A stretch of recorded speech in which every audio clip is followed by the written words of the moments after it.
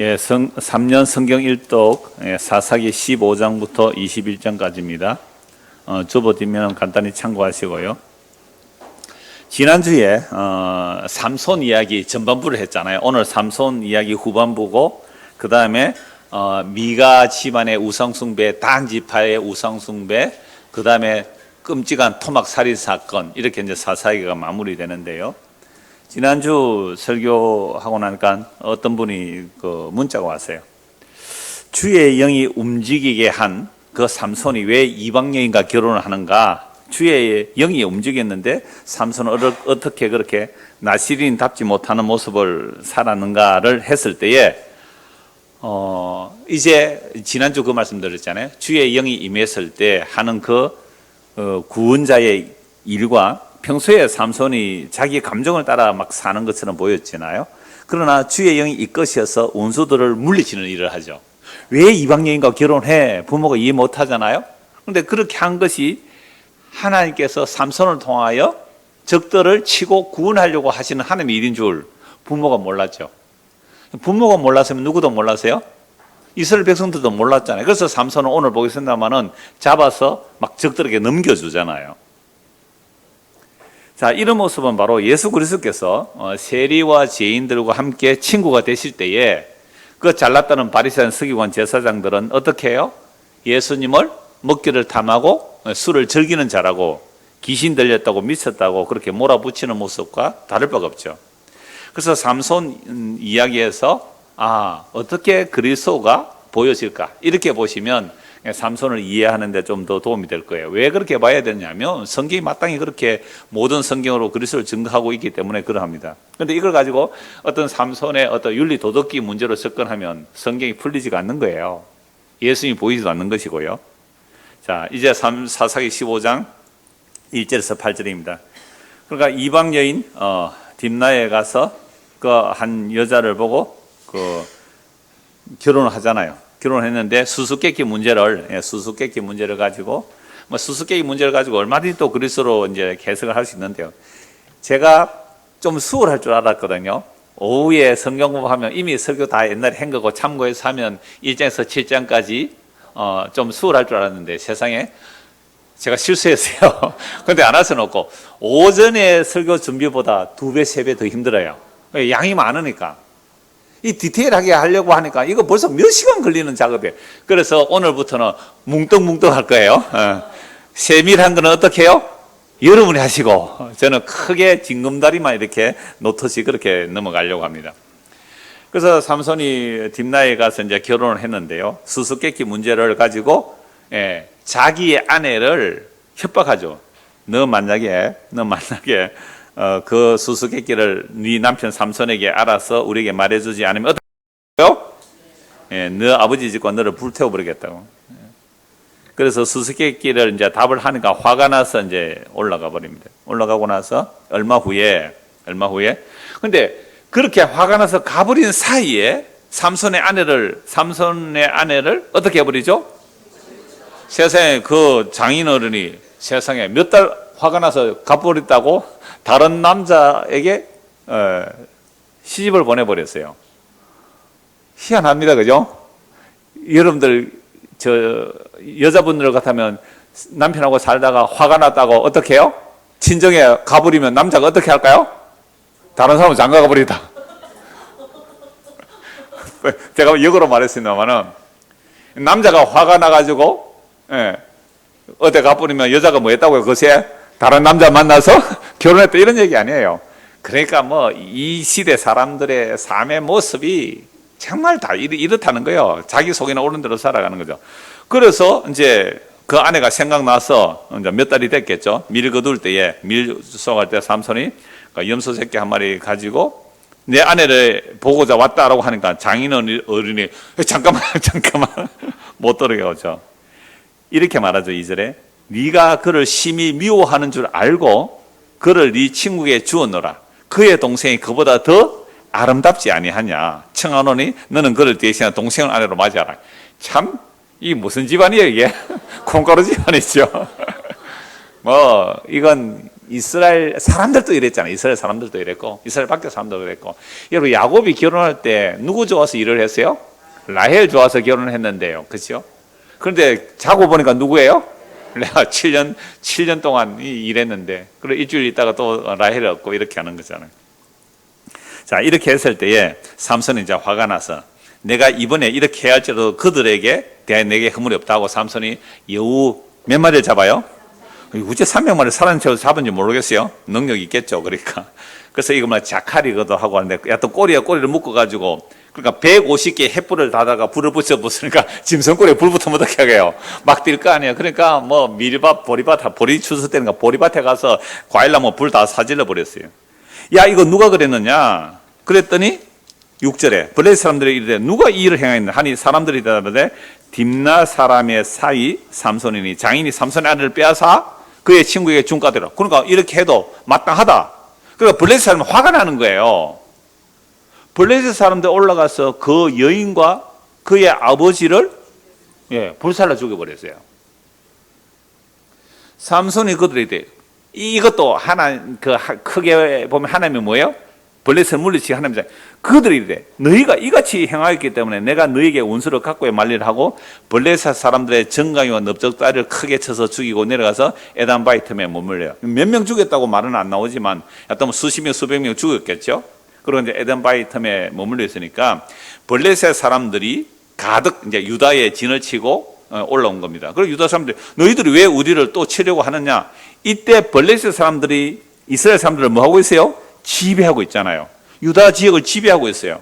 왜 우리가 왔느냐라고 하니까 뭐라고 말해요? 10절에 유다 사람들이 너희가 어찌하여 올라와서 우리를 치느냐? 그들이 대답하되 우리가 올라온 것은 누구 때문에? 삼손을 결박하여 그가 우리에게 행한 대로 그에게 행하려 함이로다 하는지라. 유다 사람 3,000명이 에단바이틈에 내려서 이런 3,000명쯤 되면 3,000명쯤 되면 이 군인들이잖아요. 그죠? 이 정도 장정이면 뭐 해도 돼요? 블레셋 사람하고 한판 떠도 되잖아요. 한판 뜬다. 좀 말이 이상합니까? 한판 싸워도 되잖아요. 3,000명이나 모을 수 있는데. 그런데요. 오래 지배를 받다 보면 이 가스라이팅 당하는 거예요. 가스라이팅 아시잖아요. 오래 지배를 받다 보면 시킨 대로 다 한다고요. 그래서 뭐 온갖 성추행들이 이렇게 뭐 종교 지도자들에게 나오잖아요. 종교 지도자들 또는 뭐 어떤 사회의 어떤 높은 사람이 가스라이팅을 하면요. 자기도 모르게 지배를 당해요. 그러면 뭔가 시키면 거절을 못해요. 저항을 못한다는 거예요. 저항을 못하다가 누가 하나 미투하면 뭐예요? 그때서 이제 미투하기도 하는데요.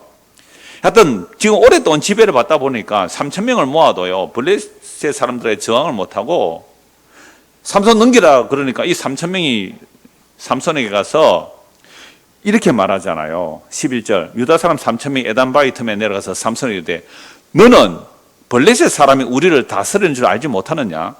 네가 어찌하여 우리에게 이같이 행하였느냐? 세상에. 아니 삼손이 뭐 잘못했어요? 블레셋 사람을 쳐 죽였으면 잘했다. 우리 3,000명 힘을 합해서 블레셋 한번 물리쳐보자. 이래야 정상 아니에요?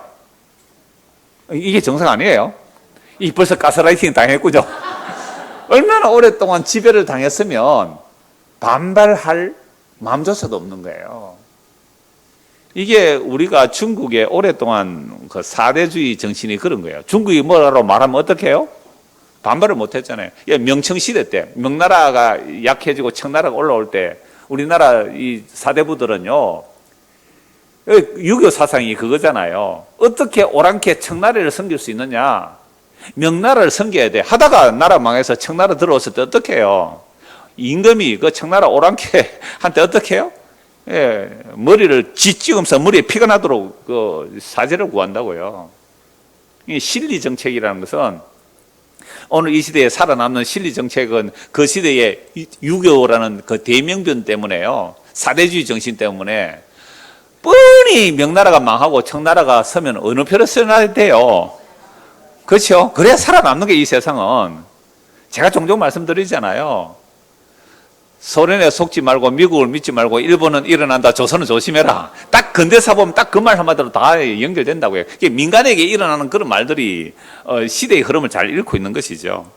그러니까 오랫동안 블레셋의 지배를 받고 보니까 3천 명을 모을 수 있고, 삼손이 힘이 있잖아요.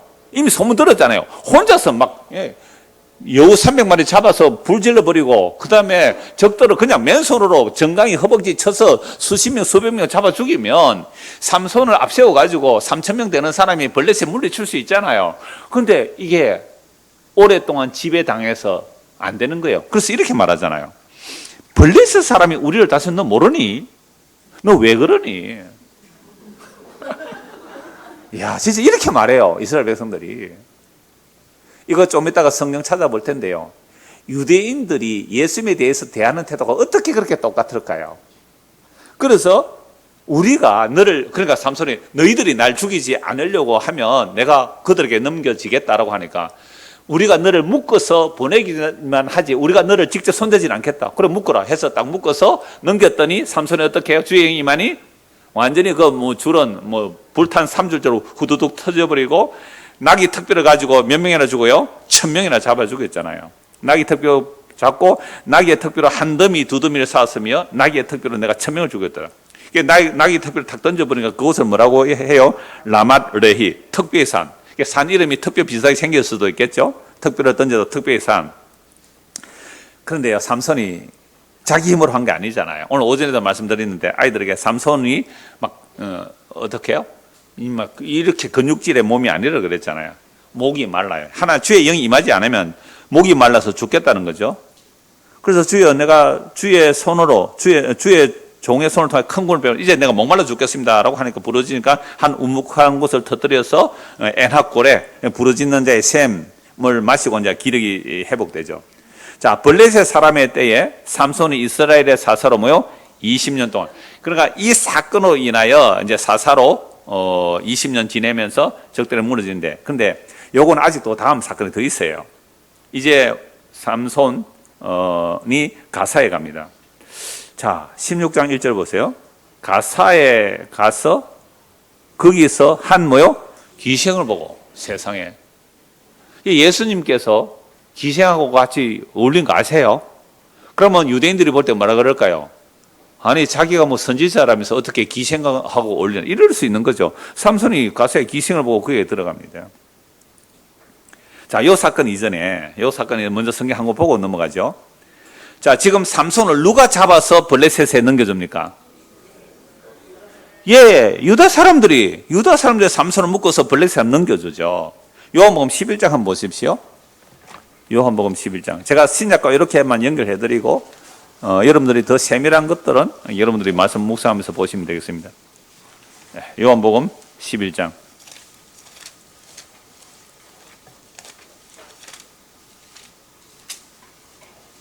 47절.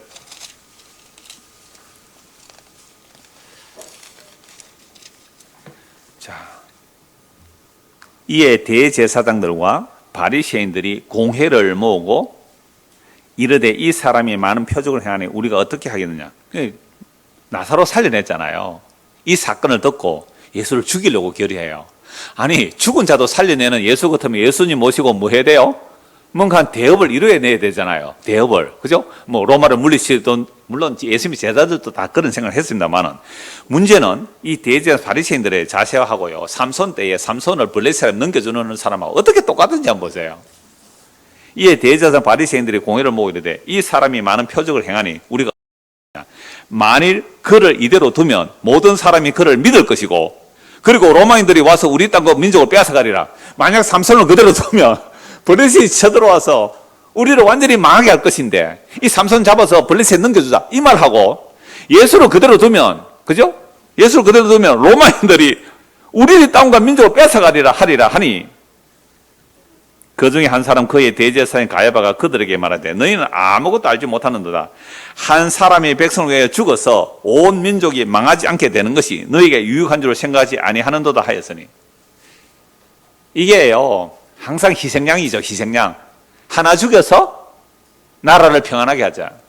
우리 군사 독재 시절에는 선거할 때나 나라가 시끌시끌하면 무슨 사건이 일으켜요? 간첩 조작 사건, 간첩단, 간첩 사건 뻥 터뜨리잖아요. 간첩단 사건 떨어지죠. 노태우 대통령 돌아가셨지만 대통령 될 때 무슨 사건이 있어요? 칼 사건. 절묘하죠. 칼 사건. 그 이름이 전현입니까? 미안합니다. 성명을 바꿨어요. 김현희 씨. 김현희 씨 막 잡혀오고 했을 때, 지금도 살아있잖아요, 우리나라에. 그랬을 때, 이 선거 2, 3일 전이란 말이에요. 그래서 세상에 그 전두환 군사독재 시절 끝나고 노태우가 또 대통령 되잖아요. 절묘하죠. 그러니까 이런 것을 아직도 그 칼 희생자들은 지금도 억울하다라고 사람들이 많단 말이에요. 그러니까 무슨 얘기냐면 이 대제사장이 야, 한 명 죽여서 우리 민족 살리자. 삼손 하나 죽여서 우리 블레셋에 지배받는데 그래도 살만하지 않느냐. 지금 로마의 식민지지만 그래도 이만하게 평화를 누리고 사는 것은 우리가 로마에 순종하니까 그런 거 아니냐. 괜히 시끄러운 예수 나와서 뭐 들고 일어나면 로마가 우리나라 다 뺏어가면 안 된다. 그래서 예수 하나 죽여서 우리나라 평안하게 하자. 삼손 넘겨주는 원리와 예수 넘겨주는 원리가 같아요, 달라요? 같다는 거죠. 같다는 거예요. 야, 그럼 오늘날은 어떻게 할까요? 오늘날은 똑같겠죠. 오늘날도 예수의 그 십자가의 복음을 전하면 그 사람을 넘겨주지 않겠어요? 그래서 이 말은 참 놀라워요. 대제사장이 이렇게 말했는데 이 말은 스스로 함이 아니고 그 해의 대제사장이므로 예수께서 그 민족을 위하시고 또 그 민족만 위할 뿐 아니라 흩어진 하나님의 자녀를 모아 하나가 되게 하기 위하여 죽으실 것을 미리 말합니다. 그러니까 자기도 모르게 자기 민족을 위해서 한다고 한 말이 무슨 말을 해버린 거예요? 그리스도의 대속, 그리스도의 대속과 또 흩어진 자들을 모아서 하나님의 나라를 만드는 것을 자기도 모르게 말해버린 거예요. 그러니까 사사시대의 사람들은 자기 속에는 옳은 대로 사는데 하나님은 또 자기 뜻에 옳은 대로 일을 하시잖아요. 유대인들은 자기가 옳다고 살아가지만 그러나 그 일들을 통해 하나님은 또 자기 일을 이루어내시는 거예요. 그러니까 하나님은 일에 뭐가 없어요? 실패가 없죠. 하나님 일에 실패가 없어요. 이 날부터는 그들이 예수를 뭐라고요? 죽이려고 모의하노라. 저는 그 삼손을 넘겨주는 사건하고 이 사건하고 절묘하게 정말 같아요. 자, 사세기 16장입니다. 삼손이 이제 가사에 갑니다. 기생이죠. 기생. 집에 갔다가 가사 사람들이 삼손이 왔다고 알려지면 그들이 그 가사 성을 아예 밤새도록 성문에 매복하고 밤새도록 조용히 있어요. 왜 밤에는 조용히 있을까요? 옛날에는 후레쉬가 없습니다. 그래서 누가 적인지 PR을 잘 식별을 못해요. 그래서 새벽이 돼야 밝아야 적을 하나를 공격할 거 아니에요. 잘못 공격하면 화살 잘못 살면 어떻게 해요?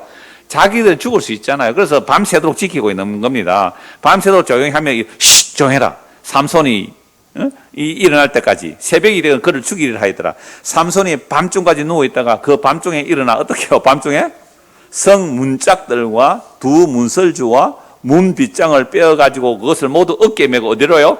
헤브론 앞사 골짜기로 메어가 버리죠. 헤브론 누가 점령한 지역이에요? 갈렙이 헤브론을 점령하니 전쟁이 끝이더라. 놀랍잖아요. 그럼 문을 두고 문짝과 문을 빼들고 가버려요. 문짝과 문을. 이게 참, 이게 무슨 사건일까요? 창세기 22장 17절에 보면 아브라함이 이삭을 바쳤다가 도려받는 사건을 통하여 너의 씨를 통하여 뭘 얻으리라? 대적의 성문을 얻으리라. 그런데 시집 오는 리브가도 뭐라고요? 오빠가 너가 가서 대적의 성문을 얻으리라. 24장 60절 이렇게 말씀하고 있죠. 그래서 아브라함과 이삭과 야곱의 씨로 오신 누구요? 예수 그리스도께서 대적의 성문을 얻는 일이 뭐예요? 대적의 성문을 얻는 일이 십자가잖아요. 십자가의 죽음으로 대적의 성문을 깨뜨려 버려야 오늘 우리가 예수 그리스도로 넘어올 수 있는 거예요. 이걸 삼손이 또 보여주는 거죠. 문짝을 빼들고 가버리잖아요. 문짝을. 그 다음에 이제 들릴라입니다. 그 유명한 삼손과 들릴라. 여러분 이거 너무 잘 알죠? 삼손과 들릴라. 혹시 영화 보신 분, 오래된 영화 삼손과 들릴라 영화 보신 분? 예, 보셨고요. 좋아요. 그 다음에 영화로도 나왔고요. 그 다음에 그림으로도 굉장히 많이 나와 있어요. 삼손과 들릴라.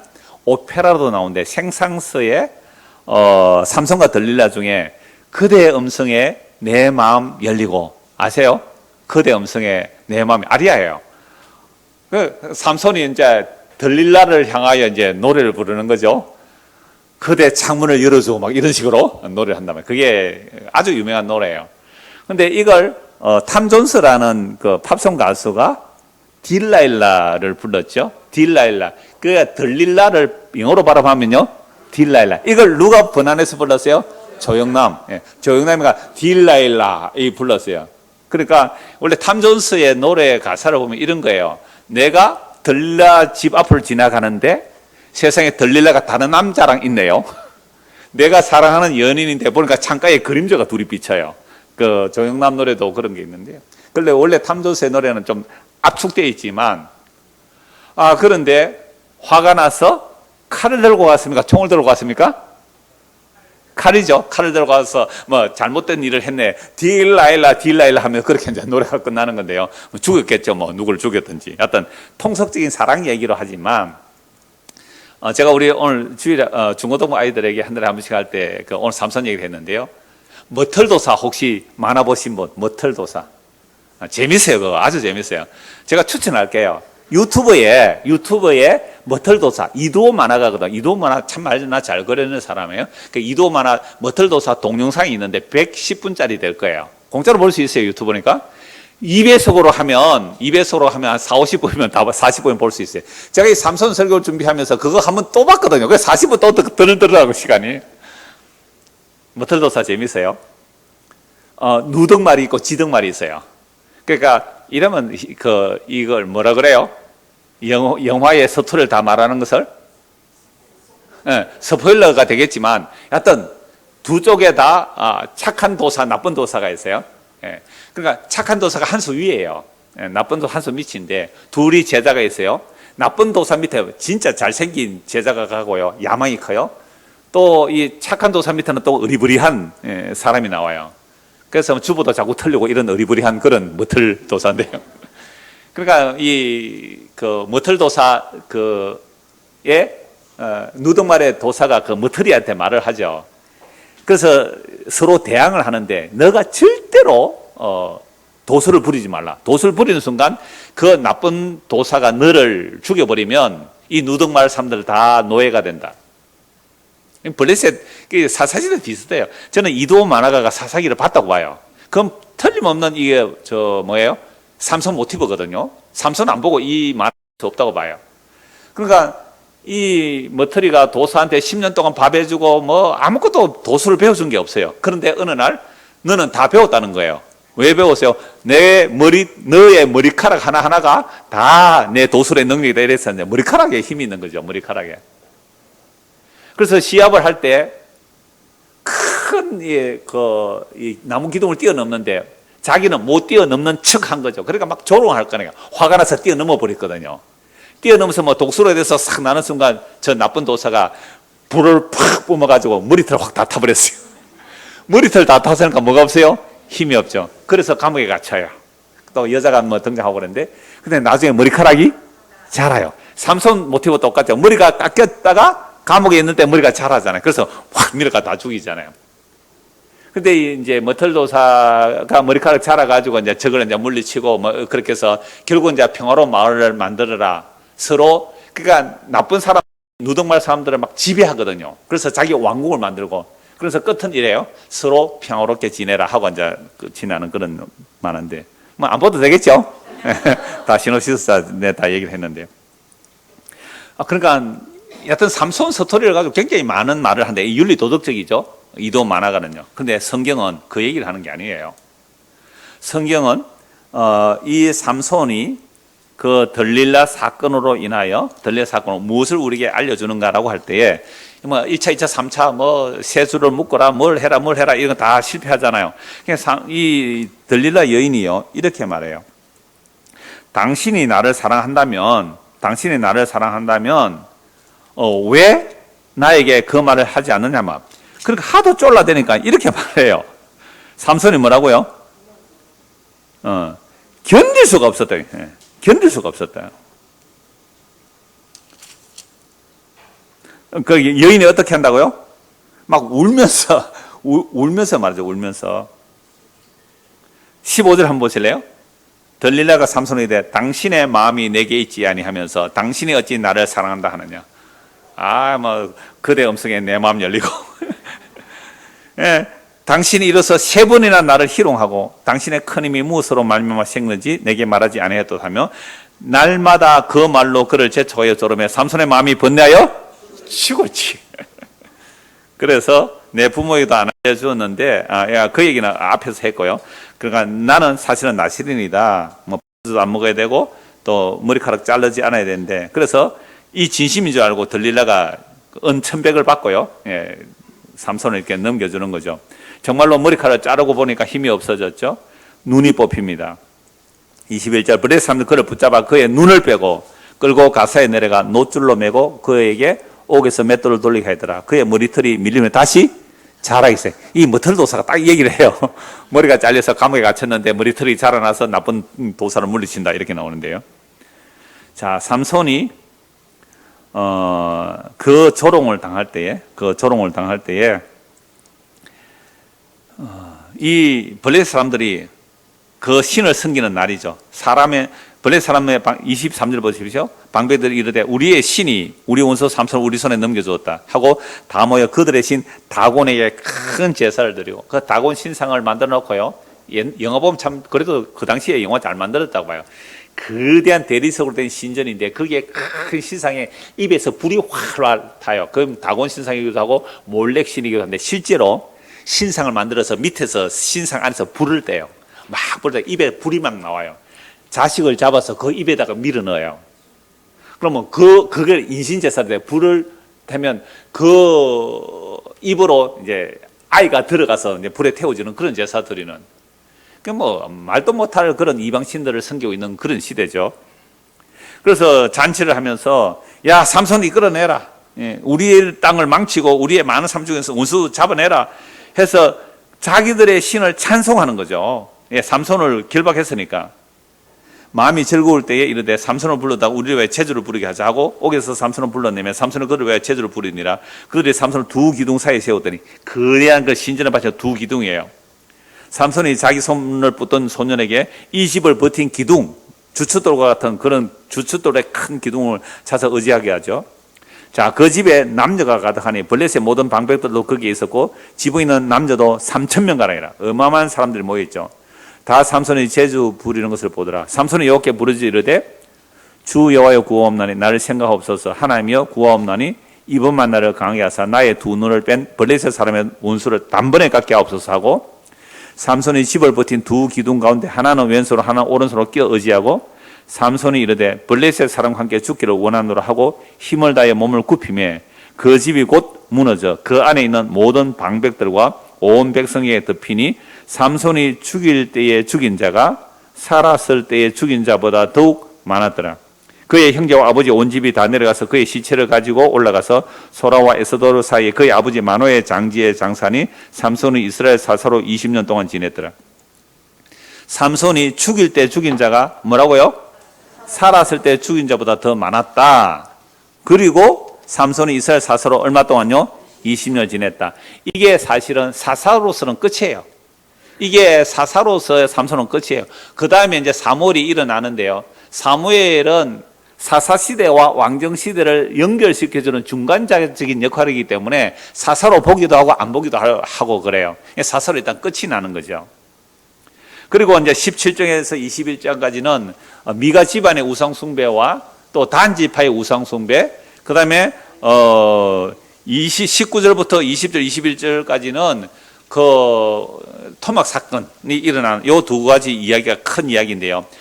17장부터 21장까지는 사실은 사사기의 에필로그, 마무리와 같아요. 왜냐하면 이 17장과 21장까지 우상숭배의 사건과 토막살인 사건은 비느하스가 살아있어요. 비느하스가 살아있기 때문에 초장기로 보는 거죠. 그럼 비느하스가 누군지 알잖아요. 그 여인들의 그 우상숭배 있을 때 비느하스가 창을 꽂아 죽인 사람이죠. 그 사람도 그 광야에서 안 죽고 약속의 땅에 들어온 사람이거든요. 그래서 비느하스가 살아있는 것을 보면 그 토막 살인 사건에서 비느하스가 살아있는 것으로 보면 이건 17장부터 21장까지는 초창기의 일로 보아야 됩니다. 20장 28절 한번 보세요. 사사기 20장 28절.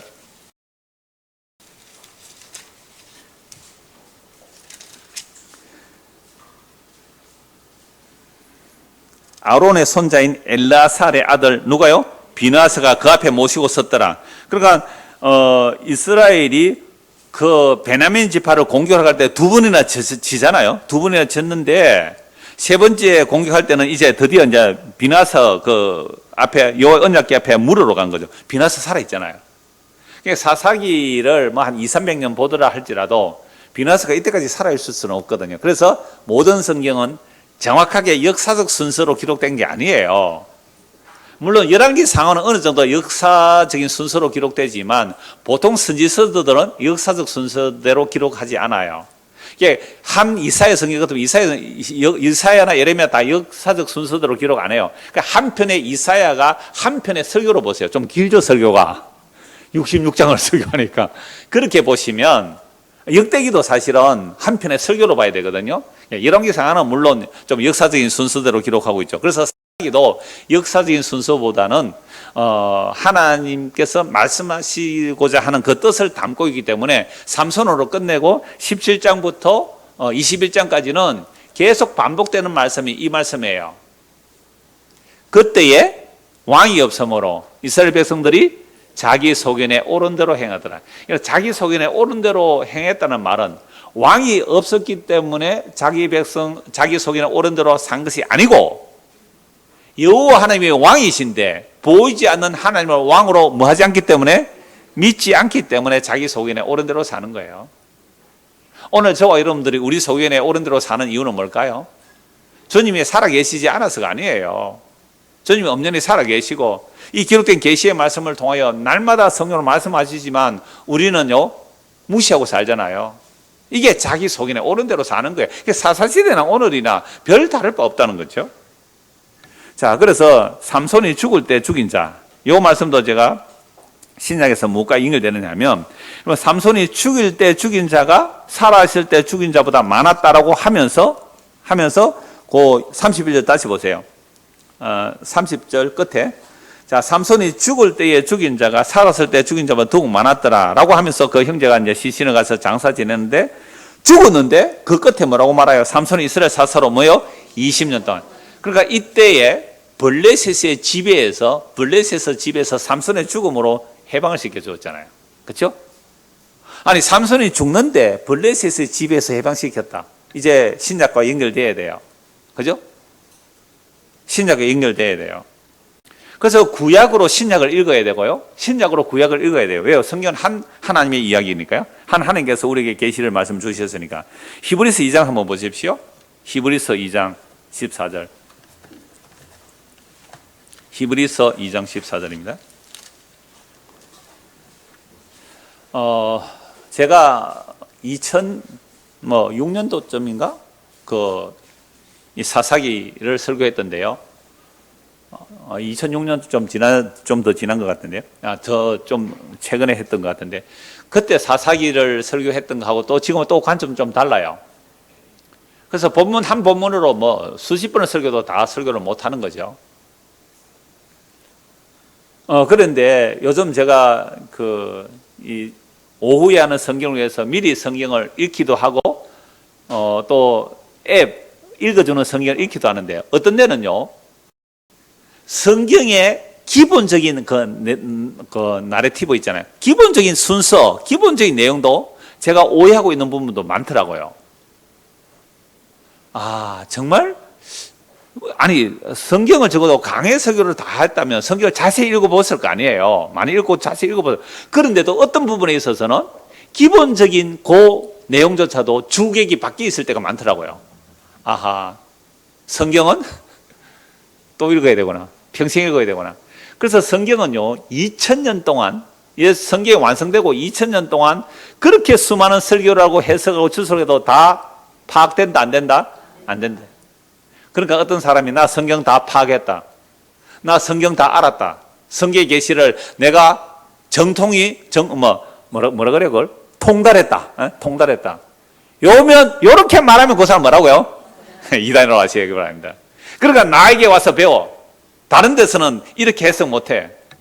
요한계시록의 비밀을 밝힌다. 그런 데 빠지지 마세요. 자, 히브리서 2장 보십시오. 14절입니다. 자녀들은 혈과 육에 속하였음에 지금요 삼손 시대와 예수님의 그 십자가 사건과 같이 겹쳐서 보십시오. 자녀들은 혈과 육에 속하였음에 또한 그도 또한 같은 모양으로 혈과 육을 함께 지니심은 자 혈과 육에 속한 그 이스라엘 백성들 유다 백성들이 삼손을 누구에게 넘겨줬어요? 블레셋한테 넘겨줬잖아요. 그런데 블레셋 사람들이 삼손을 죽이죠. 아까 요한복음 11장에 봤잖아요. 대제사장 서기관 바리새인들이 예수를 누구에게 넘겨줘요? 로마인들에게 넘겨주잖아요. 그래서 죽이죠. 근데 삼손이 그 블레셋 사람의 손에 넘겨가서 죽음에 있는 자들을 해방시켜 주잖아요.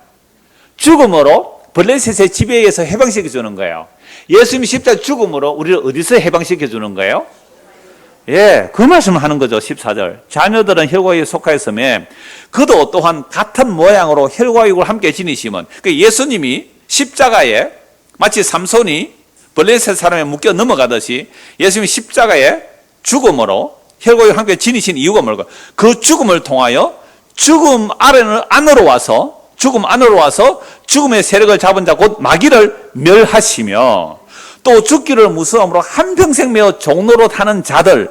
여러분 블레셋이 유다를 지배하고 이스라엘을 지배하고 있을 때에 아까 삼손에서 봤잖아요. 그 블레셋 사람들 우리를 지배하고 있는 줄 삼손 넌 모르니? 왜 그들을 괴롭혀가지고 그 사람 죽여서 우리 다 민족 망하게 하니? 그러니까 너 한 놈 잡아서 넘겨줄게. 그래서 우리 편안하게 살고 싶어. 그 얘기하고 아까 요한복음 11장에서 대제사장이 예수 하나 잡아 죽여서 우리 민족 편하게 살겠다. 같아요, 달라요? 같아요. 자, 우리 널푸른 교회 예를 한번 들어볼까요? 우리 널푸른 교회 이 목사가 한 사람 있어요. 그러면 여러분들이 제가 여러분들에게 맨날 안 좋은 얘기만 해요. 지금도 안 좋은 얘기만 하지만 여러분들 귀에 거슬리는 말만 해요. 그런데 여러분 어떻게 하고 싶어요? 잡아서 넘겨주고 다른 사람 불러오면 되잖아요. 그렇게 하세요. 제가 옛날에 방법 다 알려드렸습니다. 3분의 2만 공동의회 도장 받아오면요 저는 나가야 돼요. 그렇게 하라고 넘겨줘버리세요. 그러니까 우리가 죽기를 무서움으로 한평생 매어 종로를 하는 모든 자들을 놓아주려면 우리는 이 땅에 태어났어요. 죽는 게 무서워요. 그래서 옛날 어른들은 죽음이라는 말조차도 못하게 해서요. 이거 뭐 금기어죠. 금기어. 죽는다 이런 말. 지금도 죽기를 무서워서 벌벌 떠는 자들. 이게 죽음에 사로잡혀 있는 자들이에요. 죽음의 종로를 하는 자들이거든요. 물론 생물학적 죽음은 이거 죽을 뻔했다. 그렇게 겁내는 건 자연스러운 거예요. 생물학적 현상이에요. 그걸 얘기하는 게 아니에요. 근원적인 걸 말하잖아요. 그리고 우리가 죽기를 무서워하여 평생토록 죽음의 종로를 하고 벌벌벌 떨어요. 종이 호랑이인데 사실은. 그러니까 바울이 복음을 듣고 성령님하고 나니까 나는 빨리 뭐 하고 싶다? 죽고 싶다 그랬어요.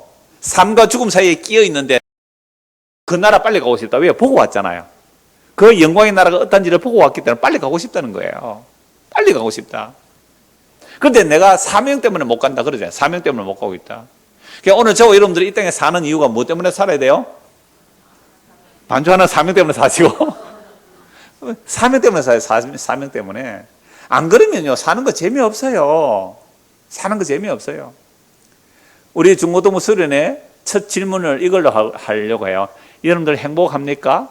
행복 만점이 행복한 그 숫자 만점이 10점 만점인데 여러분들은 행복 만점이 몇 점이에요? 라고 시작하면서 시작할 거예요. 하나님께서 우리를 행복하게 하려고 하셨어요. 하나님 말씀 지키면 행복해요. 그런데 말씀 안 지키니까 행복 안 하잖아요. 그럼 왜 이렇게 하나님 만드셨어요? 예수님을 증거해야 되고요. 그래서 우리가 하나님을 기쁘시게 하는 삶이 나의 기쁨이고 행복입니다. 라는 얘기를 하려고 해요.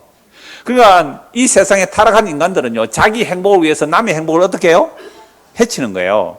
내 편리를 위해서 남의 편리를 없애버리는 거예요. 여러분들 분리수거 내가 잘하고 자꾸 얘기하는데 아직도 제대로 안 되고 있는 거 많아요. 그럼 분리수거 하나 하는 것조차도요, 그 페트병 그냥 버려가지고 바다에 떠내려가잖아요. 강으로 바다에 떠내려가잖아요. 세상에 전에 그 뉴스 보니까 아기죠, 아기. 세상에 아기가 페트병을 삼켰어요. 아기 배를 쭉 쬐는데 페트병이 그대로 나오네요. 그래서 사람들이 아기를 안 먹고 옆 밑에 여기 아기찜 지금 문 닫았어요, 지금. 물텀병 지금 문 닫았잖아. 제가 손님 오면 한 번씩 모시고 가는데 문 닫았더라고요. 이분이 우리게 어느 집사님의 고모인가 이모인가 뭐 그래요.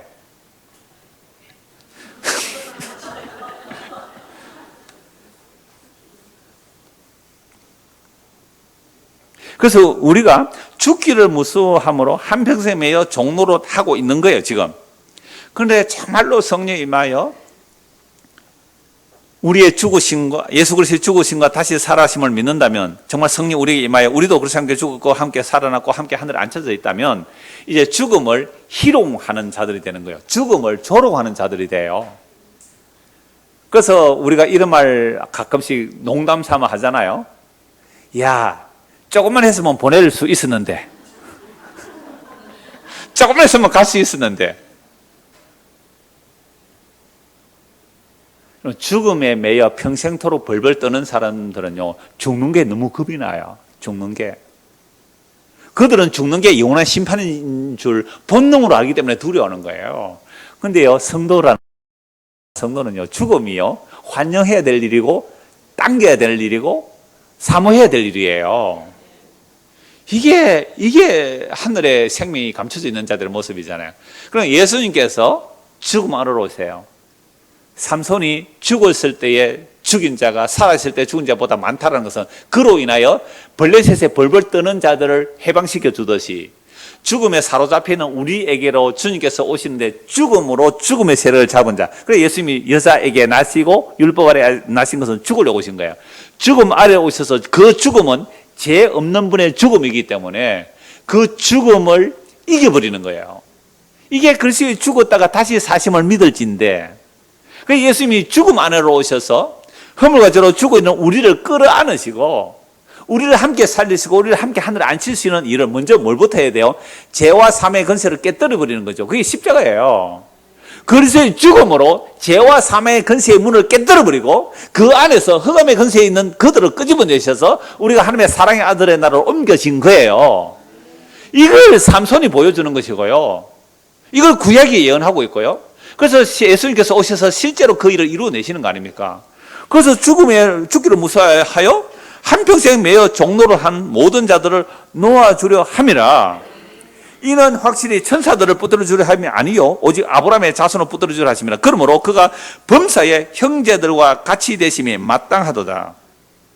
이는 하나님의 일에 자비하고 진실한 대제사장이 되어 백성의 죄를 속량하려 하심이라. 그가 시험을 받아 고난을 당하셨은즉 시험 받는 자들을 능히 도울 수 있는 일에. 정말 우리가 죽음을 무서워할 수 있어요. 늙고 병듦을 두려워할 수 있어요. 그러나 그것에 벌벌 떨면서 종노를 하지는 않는 거죠. 왜요? 정말로 예수님이 우리의 죽음 안으로서 죽음의 세력을 이기시고 우리 안에 영으로 와 계시면, 우리 안에 성령으로 와 계시면 괜찮아. 오늘 오전 말씀과 또 연결되죠. 이제 그리스도께서 곧 나타나실 테인데, 그리스도가 나타나시면 너희의 죽을 몸이 죽지 아니할 몸을 입게 되고 썩을 몸이 썩지 아니할 몸을 입게 되고 영광의 몸을, 그리스도의 영광의 몸의 형체와 같이 변화되리라. 이게 얼마나 약속이 많은지 몰라요. 이 말씀을 믿고 산다면 지금 내가 처한 삶의 상황, 내가 처한 삶의 상황이 사람들이 볼 때 야, 너 왜 그래? 안타까이 여길 수 있고 측은해 보일 수 있을지 모르지만, 그러나 그 사람이 내 속에 있는 이 기쁨, 이 소망 모르잖아요. 그래서 정말로 힘들고 어려운 사람, 정말 누가 봐도 너무 힘든 사람에게 신방 갔다가 세상에 오히려 뭘 하고 와요? 위로를 받고 와요. 죽음을 이기는 능력이 그 안에 있기 때문에 그래요. 죽음을 이기는 능력이 그 안에 있기 때문에 오히려 위로를 받아요. 괜찮아요. 우리 지금 약속하신 그 나라가 있잖아요. 말로만이 아니라. 말로 하는지 속으로 하는지 알 수 있잖아요. 진짜 그 나라가 있잖아요. 라는 것 때문에 우리는 위로하는 거죠. 그래서 오늘 오전의 말씀도 주 안에서 자는 자들을 인하여 슬퍼하지 말고 이 여러 말로 위로하라. 그게 위로가 뭐예요? 이미 내가 그리스도와 함께 죽었고 살아났고 하나님께 하늘에 앉혀져 있으니 그 생명이 그리스도 안에 감춰져 있으니 그리스도께서 나타났을 때 그 생명을 있는 자들에게 그리스도의 영광의 몸을 입을 것이기 때문에 이게 위로예요. 이게 위로예요. 그러니까 이런 위로를 정말로 아멘으로 받아들이면 그게 믿음이거든요. 근데 이런 위로가 에이 목사님 그런 위로 말고요. 나 지금 다리 아파 죽겠으니까 내 다리나 빨리 나사 주소. 이렇게 된다면 보이는 것을 믿는 것이 되어버리죠. 물론 나을 수도 있고 안 나을 수도 있어요. 어떤 사람은 암도 나는 자연이다 하다가 나은 사람도 있다 그러니까요.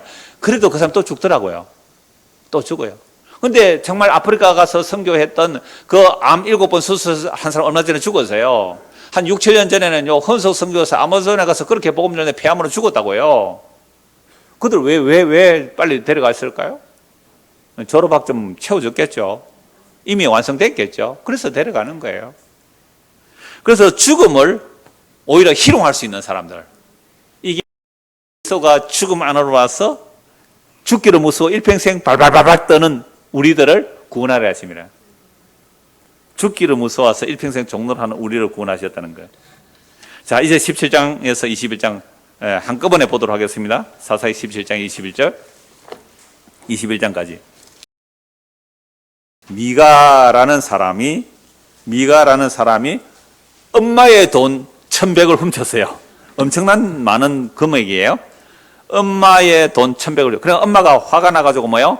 내 돈 훔쳐간 놈 저주받아라! 라고 하니까 자식이 저주받기 싫어가지고 어머니 제가 훔쳐갔습니다. 그렇게 말하니까 세상에 엄마가 뭐라 그래요? 아이고 착하다 내 아들. 엄마 거 훔쳐도 도둑질입니다. 그의 어머니가 이르되 내 아들이 유혹에 복받기를 원하노라. 미가가 그 은 1,100을 어머니에 돌로 주매 어머니가 이르되 내가 내 아들을 위하여, 그죠? 누구를 위하여? 이게 우상이죠. 나를 위하여, 내 아들을, 우리를 위하여 한 신상을 새기며 한 신상을 부어 만들기 위해 내 손에서 이 언을 여호와께 거룩히 드리라. 여호와께 거룩히 드려서 뭐 한다고요? 우상 만들어요. 아, 이게 뭐예요 이게? 여호와께 우상 만들어가지고 복받기 원한다. 이제 은도 드린다. 그래서 그걸 가지고 뭘 또 만들어요? 은 200을 가지고 은장식 해주고 한 신상을 새기고 한 신상을 보고 만들었는데 그 신상이 미가의 집에 있더라. 그 사람 미가에게 신당이 있으므로, 이 신당이란 말이에요, 베이트레헴이에요. 그 하나님의 집이라 엘로힘, 베이트 엘로힘이에요. 베이트 엘로힘 뭐요? 하나님의 집. 그 신당인데 이름을 뭐라고요? 베델 하나님의 집이에요. 베이트 엘로힘으로 되어 있어요. 하나님의 집이에요. 신당이. 그래서 오늘날 우리가 예수를 믿는다고 하지만 성경의 계시를 따라 믿지 않고 자기 욕심을 따라 교회당에 가서 막 주여 주여 부르지면 그곳이 뭐가 돼요? 하나님의 집 하는데 뭐가 돼요? 신당이 돼요. 신당. 그것도 산당이라 그래요. 이스라엘 역사에 산당이 끊어진 역사가 없어요.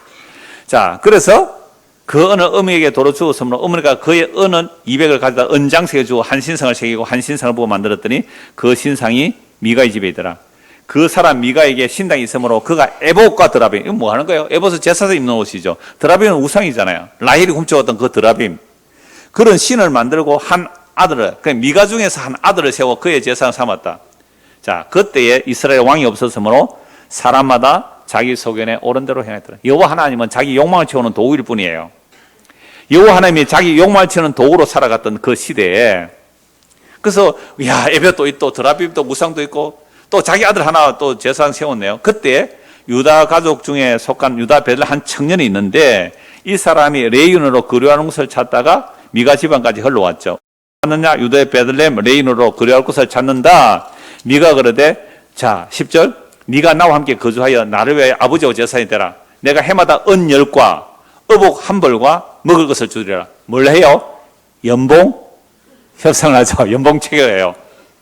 한복과 먹을 것을 주리라 하며 레윈이 들어가더라. 그 레윈이 그 사람께 거주하기를 만족하게 생각했으니 이는 그 청년의 미가의 아들 중 하나같이 됩니다.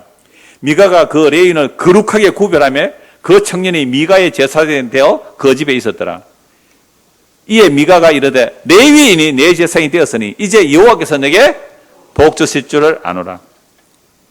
여러분들, 자기 아들이 제사장, 레위인이 아닌데 제사장 세웠다가 이제 레위인이 제사장 되었으니까 여호와께서 나에게 뭘 주실 거라? 복 주실 거라. 여러분, 회사에서 어떤 예수 믿는 사람 회사에 회사의 목사를 뭐라 그래요? 사목이라 그러죠. 어떤 기관의 목사를 세워요. 여러분, 회사에서 왜 목사 세울까요? 회사가 정말로 하나님 앞에 아까 찬송했잖아요. 아모스 찬송했는데요. 정의와 공의를 제대로 흐르기 위해서 그런 목사 세워서 말씀 전해달라고 했을까요? 아니면 회사 잘 되게 하려고 목사 세웠을까요? 그러면 교회는 목사를 왜 세웠어요? 여러분, 목사 왜 불러왔어요? 자기를 부인하고 자기 십자를 지어야 됩니다. 죽어야 됩니다. 그래서 함께 죽어야 됩니다. 그래서 함께 죽어야 됩니다. 이 말 하라고 이런 목사 불렀어요? 24년 전으로 거슬러 올라가 볼까요? 그래서 함께 10대 못 박히는 것이 복인 줄 알고 목사님 와서 나는요 정말 땅에 속해서 땅의 것만 찾는 사람입니다. 목사님 제발 우리가 연봉 드릴 테니까 우리를 땅에서 좀 떼내 주십시오. 제발 우리를 우리가 막 본능으로 땅에 들어붙으려고 합니다. 목사님 제발 말씀으로 우리를 땅에서 좀 떼내 주십시오. 이렇게 해서 목사를 청구해야 됩니다. 앞으로 내주고 나서 그렇게 하십시오. 누가 오실지 모르지만 정말 그래야 돼요. 근데 미가는 어떻게 한다고요? 야, 내 은 10개 줄게. 연봉 많이 줄게. 우리 집에. 그러니까 좋다고 앉아있어요. 자, 문제는 단 지파가 땅을 찾고 있는데 5명이 정탐꾼이 갔는데 우연이 아니겠죠? 이 미가 집안에 이르래요. 딱 보니까 뭐요? 에봇도 있고 드라빔도 우상도 있고요. 또 레인도 있는 거잖아요. 이 사람이 묻죠. 야, 하나님께서 우리를 어떻게 인도하겠냐? 그냥 좋게 말해줘요. 하나님께서 여러분들을 복 줄 거다라고 해서 이제 평안히 가라라고 말하죠. 그래서 땅 하나를 보고 이 베냐민 지파예요. 가서 베냐민 지파 보고를 합니다. 그러니까 베냐민 지파 군인 600명이 무장을 하고 그 땅을 라이스 땅을 이제 빼앗으러 가는 거예요. 자, 가다가 14절 보세요. 전에 라이스 땅을 정탐하러 갔던 5사람이 그 형제들에게 말하 이르되 이 집에 에봇과 드라빔과 신상과 부어 만드는 신상이 있는 줄 너희가 아느냐? 그래서 이제 너희는 마땅히 행할 것을 생각을 하고 5사람이 그쪽으로 향하여 그 청년 레위 사람의 집 곧 미가의 집에 이르러 그에게 문안하고 단 자손 600명은 무기를 지니고 문 입구에 서니라. 그 땅을 정탐하러 갔던 5사람이 그리로 들어가서 새긴 신상과 에봇과 드라빔과 부어 만든 신상을 가져갈 때에 그 제사장은 무기를 지는 600명 함께 문 입구에 섰더니 그 5사람이 미가의 집에 들어가서 그 새긴 신상과 에봇과 드라빔과 부어 만든 신상을 가지고 나오매 그 제사장이 그들에게 묻되 너희가 뭐 하느냐? 묻죠. 자, 그들이 그에게 이르되 잠잠하라. 네 손에 입을 대라. 쉿! 우리와 함께 가서 우리의 아버지와 제사장이 되라. 네가 한 사람의 집의 제사장이 되는 것과 이스라엘 한 지파의 한 족속의 제사장이 되는 것 중에 어느 것이 낫겠느냐 하는지라. 여러분들이 이 레위인이에요. 어떻게 하시겠어요? 한 집안의 제사장 되실래요? 한 지파의 제사장 되실래요?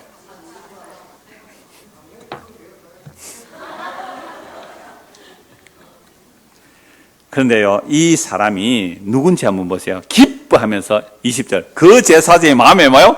기뻐하여 에봇과 드라빔과 생 우상을 받아가지고 그 백성 가운데로 들어가니라. 그때의 소문을 듣고 미가가 다른 사람하고 뛰어서 따라와죠. 왜 우리 우상 가져가느냐? 그러니까 뭐라 그래요? 이 단지파 사람들이 까불지 마. 죽여버릴 거야. 그리고 힘이 없으니까 쫓겨가요. 25절 단 자손이 그에게 이르되 네 목소리를 우리에게 들리게 하지 말라. 노한 자들이 너희를 쳐서 네 생명과 네 가족의 생명을 잃을까 하노라. 복 받으려고 온갖 우상 만들고 제사장까지 세워놨는데 그게 뭐가 돼버렸어요?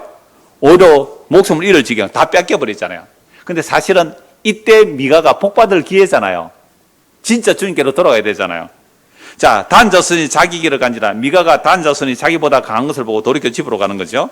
자, 단 자손이 이제 라이스 땅을 이제 차지하는데요. 30절 보세요.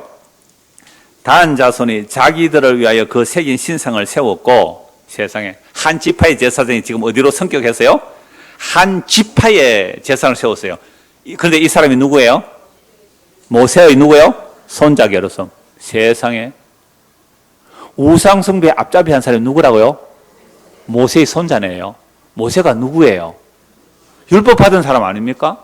모세의 손자가 이렇다고요. 오늘 우리의 손자들이 어떻게 할 것 같아요? 우리 아들과 손자들이 어떻게 할 것 같아요? 이 모세의 손자라니까요. 깜짝 놀라야 되죠. 모세의 손자가 우상 숭배의 앞잡이에요. 우상 숭배의 앞잡이. 부산에서 저도 설교를 몇 번 들어보았는데요. 말하면 알만한 교회, 제법 중진 교회 정도 돼요. 설교도 곧잘 하시더라고요. 물론 제 관점에서 저 정도 하면 참 괜찮다라고 할 만큼 목소리를 잘하던 그런 두 교회 목사가 있었는데요. 그 뒤로는 몇 년 동안 안 봤어요. 어느 날 보니까 두 분 다 서울에 가 있더라고요. 물론 그 속사정 내가 다 몰라요. 서울에서 어떤 문제가 있었는지 또는 부산에 무슨 교회 문제가 있으면 잘하고 있었거든요.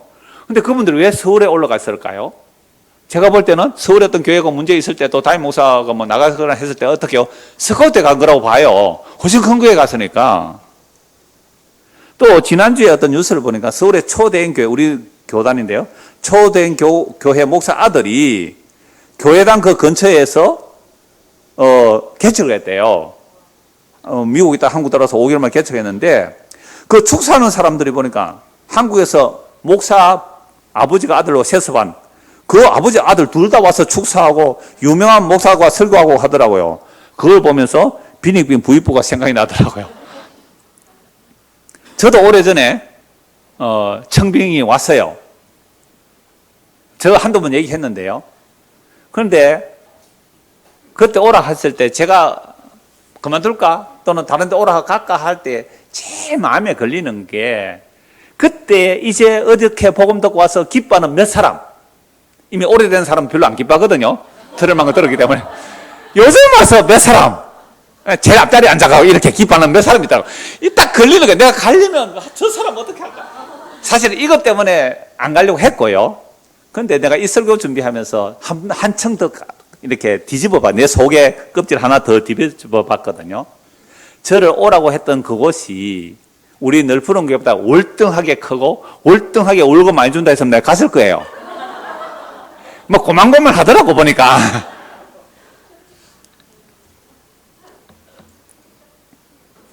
이게요, 레위인이 보세요. 모세의 손자 요나단의 이름 나와요. 모세의 손자 요나단이 이렇게 우상 숭배하는데 몰랐어요. 우상 숭배인 줄. 그러면 이 사람은 뭘 버린 거예요? 말씀을 버리고 종교 행위만 남은 거예요. 그죠? 율법이 있는데 율법 안 읽은 거죠. 율법이 이럴 수 없잖아요. 율법책 그냥 잊어버린 거예요. 버린 거예요. 안 들은 거예요. 말씀 안 들은 거예요. 레위 지파가 이 모양 이 꼴이니까, 말씀을 가르쳐야 할 레위 지파가 이 모양 이 꼴이니까 무슨 일이 일어나요? 또 에브라임 산지에 사는 그것도 레위인이에요. 레위인이요, 나귀를 2마리 가지고요, 종을 부리고요, 첩사위까지 얻었네. 첩사위가 뭔지 아세요?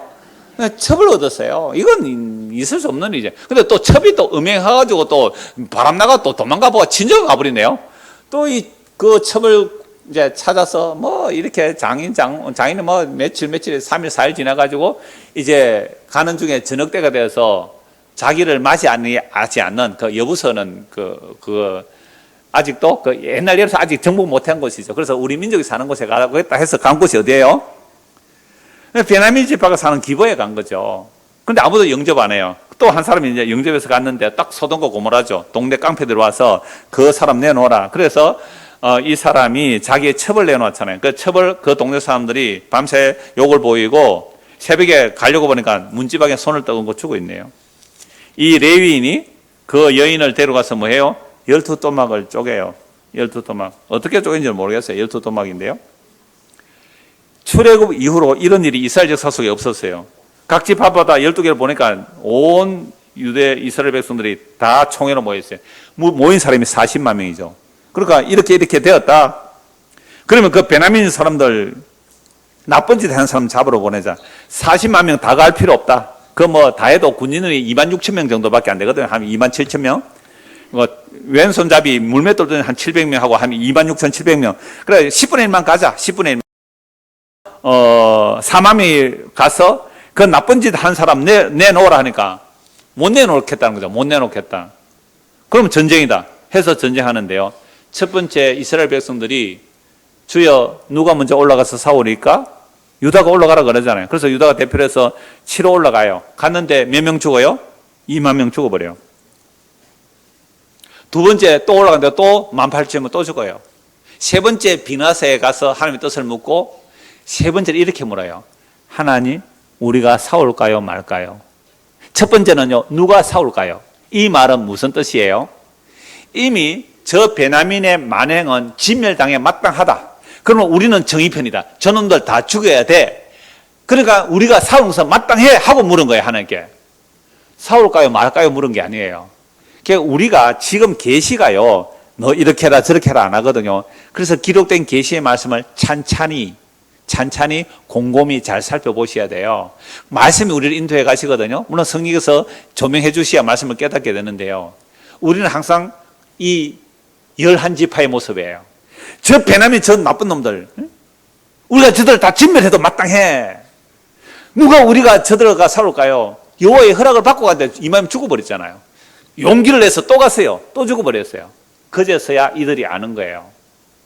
그렇다면 우리가 저 악한 짓을 한 베냐민 사람들을 죽이려 한 것이 하나님 뜻이 아닐 수도 있겠군요. 하나님 싸울까요 말까요? 세 번째 싸우러 가라 해서 치열한 작전을 세우고 그냥 베냐민 사람 죽이는데 도망가고 몇 명 남았어요? 600명 진멸해버려요. 600명 남아서 또 그들에게 한 지파가 이지러졌다고 울면서 또 뭐 그들에게 딸을 주지 말자 했다가 한 지파가 이지러지면 안 되니까 우리 총에 안 온 사람 어느 민족이냐 어느 족속이냐 또 죽여서 남자들을 다 죽여버리고 여자들 또 그 보내니까 또 200명 부족해요. 또 200명 또 뭐 잔치할 때 축제할 때 빼앗아 가라. 그러면 우리가 법을 어기지 않는다. 진짜 자기 속에는 옳은 대로 살아요. 자, 그래서 결론은 이겁니다. 그 끔찍한 사건을 징벌해야 마땅하다 한 자들이 심판받는 것이요. 그건 뭘까요? 그들이나 너희나 뭐요? 그들이나 너희나 똑같다 이 말이에요. 똑같다. 25절입니다. 21장 25절. 그때 이스라엘 왕이 없으므로 사람이 각기 자기의 소견에 옳은 대로 했더라. 자, 왕이 아까 말씀드렸어요. 왕이 없는 게 아니라 뭐라고요? 있는데 여호와의 말씀을 믿지 않고 여호와를 믿지 않고 살아죠. 오늘 저와 여러분들에게 우리의 영원한 왕 예수 그리스도가 계세요. 그 영원한 왕 우리의 왕 예수 그리스도가 계시는데 우리는 우리 소견대로 옳은 대로 행하여. 왜 그래요? 예수 그리스도를 믿지 않고 사는 거예요. 그래서 오늘 오전에 고린도후서 10장 말씀처럼 하나님을 아는 것을 대적하여 높아진 우리 마음의 이론과 생각이 사단의 경고한 진이거든요. 하나님을 아는 것을 대적한다. 하나님을 알려면 어디를 가지고 알아요? 무엇을 알아요? 성경 봐야 되죠. 성경을 보면 아, 내가 하나님을 대적하는 자가 맞구나를 알게 되고 회개하고 예수를 믿게 돼요. 그래서 죄를 알지도 못하시는 분은 사사의 결론은 저는 이렇게 내려야 됩니다. 진짜 우리는 우리 소견대로 살아가요. 그런데 죄를 알지도 못하시는 분을 죄로 삼으신 것은 고린도후서 5장 21절 말씀이에요. 우리가 그 안에서 하나님의 의가 되게 하기 위함이라. 그래서 예수님이 허물과 죄로 죽은 우리 안으로 와서 우리를 끌어안으시고 하늘에 앉히시고 성령을 부어주시면 이 역사적에 사는 우리 안에 성령이 오게 되면 이 고백을 하게 돼요. 그러면 저 소돔과 고모라 똑같잖아요. 베냐민 사람들이. 그 남자 끌어내 관계하겠다. 소돔과 고모라 어디 가요? 유다 땅이 예루살렘이 베냐민 사람들 다 똑같아요. 그러니까 오늘 우리는 막 교회에서 그러잖아요. 동성애자들 막 반대하잖아요. 그러니까 우리가 그를 미워하는 게 아니라 사랑한다 그러면서 막 여러 가지 행사를 하는데 맞아요. 죄 맞잖아요. 근데 동성애만 죄인가요? 교회 안에 예수 믿는다는 우리 안에 탐심은 우상숭배 아닌가요? 주여 우리가 헛된 탐심을 품었나이다 라는 그 회개를, 그죠? 우리가 교회가 정말 하나님의 뜻을 모르고 세상에 눈에 보이는 것들을 취하려고 한 우리의 탐심의 죄를 회개합니다 라는 그 회개 운동이 동성애 비판하는 것만큼만 우리 교회가 회개해도요 세상에 그만큼 교회 욕 안 할걸요. 그러니까 우리는 우리 힘을 키우기 위해서 저 베냐민 사람들 다 잡아 죽이자 이렇게 나오는 거예요. 베냐민 사람들 다 잡아 죽이자. 그래서 두 번이나 지고 오히려 4만 명이 죽어요. 베냐민 사람은 한 2만 6천만 명밖에 안 죽는데요. 10지파에서 4만 명이 죽는다고요. 더 많이 죽는다는 거잖아요. 그래서 성령이 임하게 되면 딱 이 고백을 하게 됩니다. 한 구 보고 말씀 마무리할게요. 디모데전서입니다. 디모데전서 1장.